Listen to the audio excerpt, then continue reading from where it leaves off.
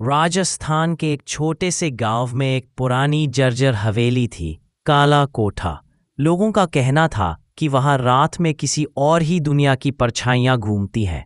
कोई पास जाता तो वापस नहीं लौटता, या लौटे तो पहले जैसे नहीं रहते। शुरुआत अर्जुन एक कॉलेज स्टूडेंट, रोमांच का शौकीन था। उसने सुना कि हवेली में एक कमरा है जिसमें रात होने से पहले ताला अपने आप लग जाता है और सुबह सूरज निकलने पर खुलता है।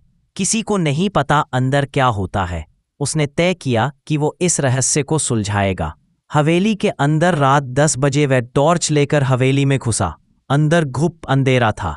दीवारों पर पुराने खून जैसे धब्बे और मकड़ी के जाले थे।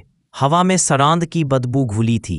अचानक टप टप टप ऊपर से किसी के चलने की आवाज आई, जबकि हवेली में कोई नहीं था। अर्जुन कांप गया, लेकिन आगे बढ़ा। उसे वह कमरा मिला।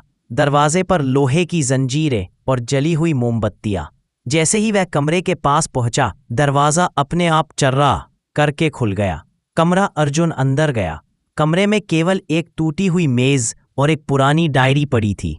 डायरी खोली तो पहला पन्ना लिखा था, जो भी ये पढ़ रहा है अब निकल नहीं पाएगा। उसी समय कमरे का दरवाजा जोर से बंद हो गया और जंजीरें अपने आप लटक कर कस गईं। परछाइयां अर्जुन टॉर्च घुमाता रहा, लेकिन अचानक टॉर्च बंद हो गई। अंधेरा घना था, पर अंधेरे के अंदर कुछ हिलता हुआ दिखा। काले धुएं जैसी एक आकृति, जिसकी आंखें अंगारों की तरह चमक रही थीं। वह आकृति अर्जुन के पास आई और फुसफुसाई, तू भी अब यहीं रहेगा। ठंडी हवा का झोंका चला और अर्जुन बेहोश हो गया। अगली सुबह गांव वालों ने दरवाजा खुला पाया। अंदर मेज पर डायरी पड़ी थी, लेकिन अर्जुन नहीं मिला। डायरी के आखिरी पन्ने में एक नई लाइन लिखी थी, अब मैं हवेली का पहरेदार हूं। और उसके नीचे अर्जुन का नाम लिखा था, खून से।